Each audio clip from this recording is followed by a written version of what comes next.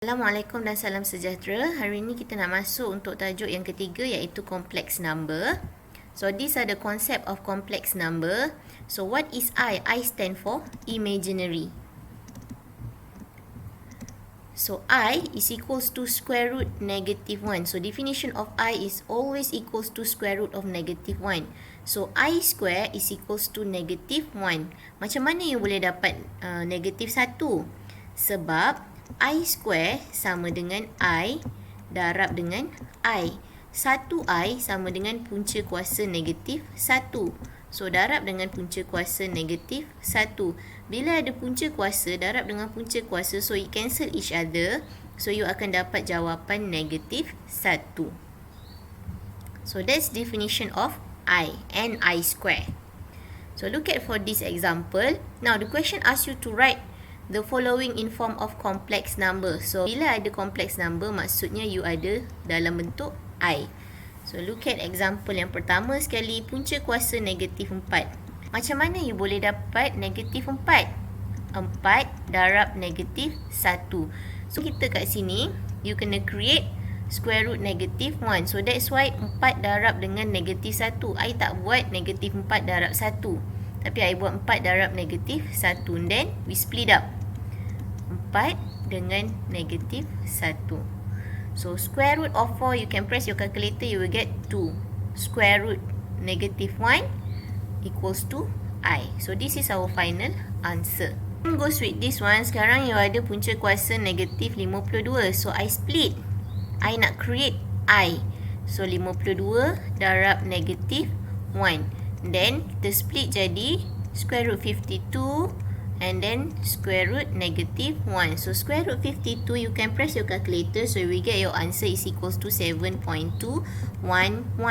And this one, square root negative 1 is always equals to I. Then we stop at this point. Next adalah quadratic formula lah, kita dah belajar dekat chapter 2. Kenapa you kena apply lagi sekali dekat sini? Sebabnya complex number kita boleh cari dengan menggunakan quadratic formula, yang mana dia boleh ditulis dalam bentuk real part dan imaginary part. Apa maksud real part? Real part tu yang tiada I. Imaginary part yang ada I. Kita tengok example. Example kita nak cari roots, but by using quadratic formula. So first of all, apa yang you all kena buat, check this one bukan dalam general form. So remember, tulis dalam general form, yang mana satu side ada expression, satu side lagi mesti equals to 0 sahaja. So I rewrite. So once I rewrite, dia akan jadi x square minus 4x plus 13. So just switch je. This one move to the front, this one move to the back. And then identify what is our A. Macam mana identify this one? Sama macam sebelum ni, compare with this general form. So we can get A is equals to 1, B is equals to negative 4, and C is equals to 13. Once you dah identify what is our A, B, and C, then substitute in your formula, quadratic formula. And then remember, kenapa kita pakai X? Sebab soalan kita pakai variable X. So I substitute according to the formula. So see, this one is our B. B square minus 4AC all over 2A. This one negative will become positive. And this one kita akan dapat 16. And this one 4 darab 1 darab 13 dapat 52. So 16 tolak dengan 52. So you akan dapat square root negative 36. Like this one. This one tadi I dah cakap kenapa positif, sebab negatif, so it become positive. Now, problem you dekat sini ada square root negatif 36. Kat sini you kena apply complex number. So we split 36, so it will become 4 plus minus 36 and then negative 1. I skip terus, I terus buat 36 dengan punca kuasa negatif 1. All divided by 2. So this one, punca kuasa negatif 1 is equals to I. Right? So rewrite 4 plus square root of 36, we can get 6I over 2. This one is plus minus. Macam quadratic formula sebelum ni, you have to split. Kenapa you have to split? Sebab you ada 2 plus minus. 4 plus 6i over 2. Another one, 4 minus 6i over 2. So, solve macam mana? So, you buatlah satu persatu. You splitkan this pecahan ni. So, akan jadi 4/2 tambah 6i per 2. So, you press ke calculator, you will get 2 plus 3i. Another one. So, I skip this part. So, you akan dapat 2 minus 3i. Semua sekali you divide by 2. Apply untuk basic algebra. So, yang pertama, 2 tambah 3i. Root yang kedua, 2 tolak 3i. Macam ni, macam mana you nak cari root kalau you ada punca kuasa negatif. Right? Which mean jawapan you dalam bentuk complex number. So, these are the properties of complex number yang kita semua kena tahulah. Bila you ada negatif 1, kuasa dia ni dalam even number, which mean nombor genap. So, you mesti dapat jawapan positif 1. Tapi, kalau negatif 1 ni, kuasa dia odd, which is nombor ganjil. So, you mesti dapat negatif 1. Try, bila you press calculator, negatif 1 kuasa 2, yes, you dapat 1. So, negatif 1 kuasa 3, bila you press calculator, you dapat negatif 1. Ini nak memudahkan kita lah. Right? So, ingat bila negatif 1, kuasa dia nombor genap, you dapat positif. Tapi kalau kuasa dia nombor ganjil, you dapat negatif. So, look at this example. Sekarang ni, I ada I to the power of 6. Bila you jumpa soalan macam ni, which mean, you kena solve lah. Takkan jawapan kita pun I to the power of 6. So, first step, apa yang you all kena buat, okay, create I square. Create I square. Kenapa create I square? Sebab I square adalah yang paling basic. I square is equals to negative 1. Macam mana I tahu dekat luar ni 3? Sebab 2 darab 3, 6. Sebab tu 3 yang duduk dekat luar. Yang ini kita pakai hukum index untuk create I square. Next, you dah tahu I square sama dengan apa? I square sama dengan negatif 1. So, negatif 1 kuasa 3. Kuasa you nombor ganjil. So, ingat balik yang tadi, bila nombor dia ganjil, bila power you ganjil, you akan dapat jawapan negatif 1. Compare for this one pula, 2i. Alright, now you ada constant dekat depan. So, nak buat apa dengan constant ni? Biar je. Sekali check. Power you sekarang ni 15. Dia bukan nombor genap. Dia 15. So, bila ada 15, you kena create I1. Okay. So, dia jadi 2I14 dengan I1. Kenapa I dapat macam ni? Sebab hukum index you. Bila you ada AM darab AN, so, dia akan jadi AM plus N. Ni hukum index yang you belajar masa sekolah menengah dululah. Sebab tu, kuasa 14, I kuasa 1. First kali, split. Create I1. And split untuk 14 ni. Kenapa kita kena split untuk 14 ni? Sebab sekarang, step kita yang seterusnya, kita nak create I square dari I14. Create I square daripada I14. Check. 2 darab 7, 14. Pakai sifir 2. So, you akan dapat 2 bracket I square to the power of 7i to the power of 1. So, I square is always equals to negative 1 to the power of 7i. So, sekarang you ada negatif 1. Kuasa dia nombor ganjil. So, you dapat negatif 1i. So, darabkan semua sekali. 2 darab negatif 1 darab i. So, you dapat jawapan negatif 2i. Beza untuk soalan A dengan soalan B, dekat sini jawapan untuk soalan B ada I. I kuasa 1. Bila ada I kuasa 1, so just biar je. So, maksudnya jawapan you dalam bentuk complex number, imaginary number. There are 4 types of complex number. The first one is Cartesian, polar, trigonometry and exponential form. X equals to A plus BI. Example kita Z sama dengan 2 tambah 3I. Sometimes P 2 tolak 3I. Q sama dengan 3 tolak 9I. Right, so these are the example untuk Cartesian. Bahagian depan kita mesti single. Bahagian belakang kita mesti imaginary part. So, untuk polar, Z is equals to R. What is R? R ni adalah modulus. So yang ni nanti kita akan belajar. And then theta mesti dalam degree. This one apa maksud yang ni? Dengan sudut. Sudut kita. So trigonometry, Z is equals to R bracket cos theta plus I sin theta. So ada imaginary dekat part sin. So exponential form. Z is equals to R exponent theta I. Theta dalam radian. So kalau you tengok, theta cuma boleh dalam bentuk degree dekat polar dan trigonometric sahaja. So untuk exponential dia mesti dalam bentuk radian.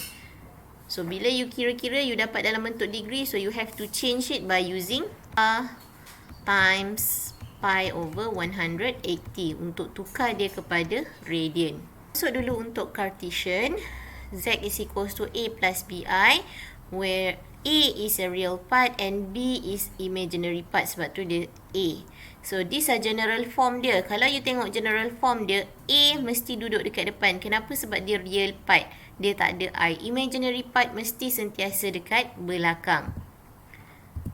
So if you ada P equals to 2I minus 3. See, you nampak dia terbalik. So this is not our general form. So what you have to do, you have to rewrite in general form. So it will become negative 3 plus 2I. Macam mana kita tahu this one plus? Sebab kat depan ni tak ada simbol apa-apa.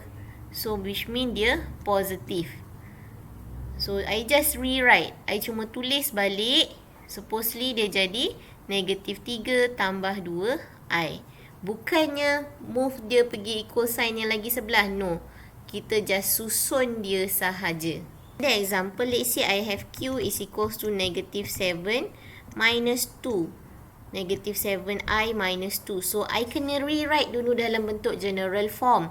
So, Q is equals to negative 2 minus 7I. See, I just rewrite. I tukar kedudukan dia, negative 2 pergi depan, negative 7I pergi belakang. As long as dekat depan ni mesti real part, belakang ni mesti imaginary part. Is conjugate, opposite sign between real part and imaginary part. See, operasi yang berlawanan antara real part dan imaginary part. Kita akan sebut real part dulu sebab tu real part dekat depan, imaginary part dekat belakang. Kalau you tengok dekat sini A plus BI, so conjugate dia A minus BI. So kalau A minus BI, conjugate dia A plus BI. So, operasi yang berlawanan antara real part dan imaginary part. Example. Let's say I ada M equals to 7 plus I. Kat depan mesti real part, dekat belakang mesti imaginary part. So, conjugate dia, you nampak sekarang I buat M bar. M bar which mean conjugate. So, conjugate kita tulis dalam bentuk bar lah. M bar kita 7 minus I. Kenapa? Sebab operasi yang berlawanan. Sekarang I ada plus. So, conjugate dia jadi minus. Let's say kalau I ada negative 7 minus I. Check kat depan real part, kat belakang imaginary part. Then, bar is equals to negative 7 plus I. See, yang kat depan tak ada efek apa-apa. Sebab sekarang ni yang kita tengok operasi yang berlawanan antara real part dan imaginary part sahaja. Sebab tu dekat sini you nampak dia jadi positif. Orang depan tak efek. Sebab tu sebelum you cari conjugate, make sure dia dalam bentuk general, which is real part side depan, imaginary part side belakang.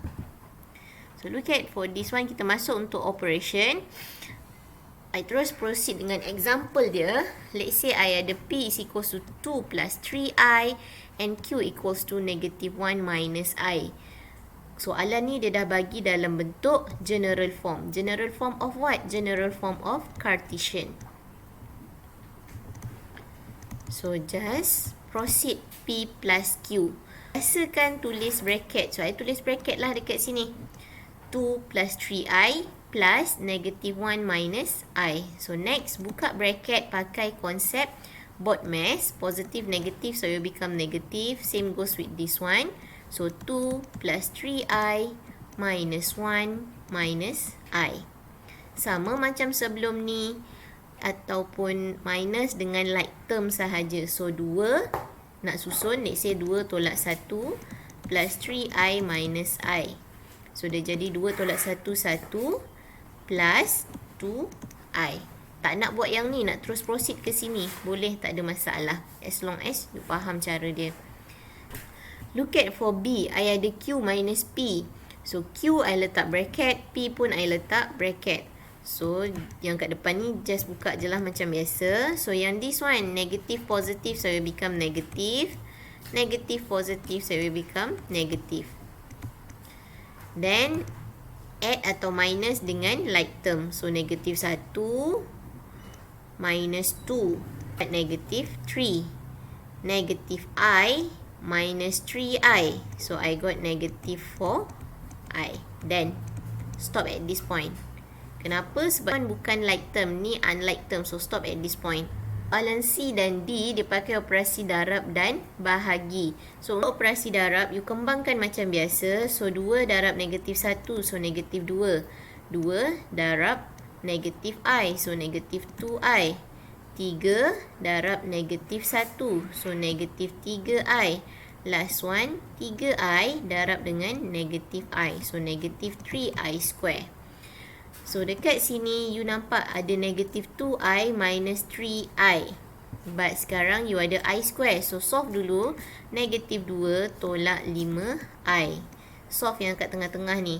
Masalah you ada I square. You dah tahu definition untuk I square is equals to negative 1. So rewrite negative 1. Then kembangkan this one. Negative will become positive. Sekarang dia dah jadi real part. So, add up dengan real part, negative 2 plus 3. So, you got 1 minus 5i. Then, macam tu cara nak solve dia.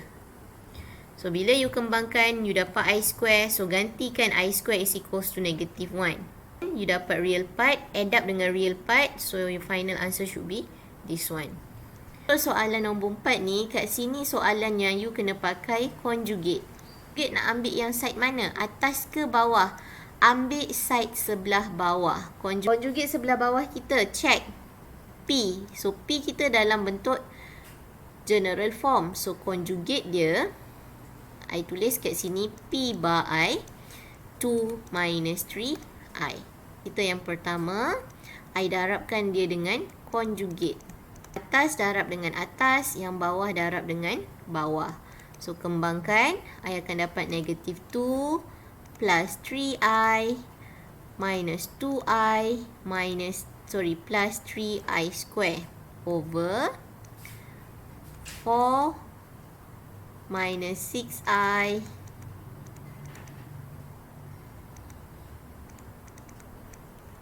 ni you nampak side atas dengan side bawah, bentuk dia dah sama macam soalan yang ni, soalan C. Okay, so solve kan.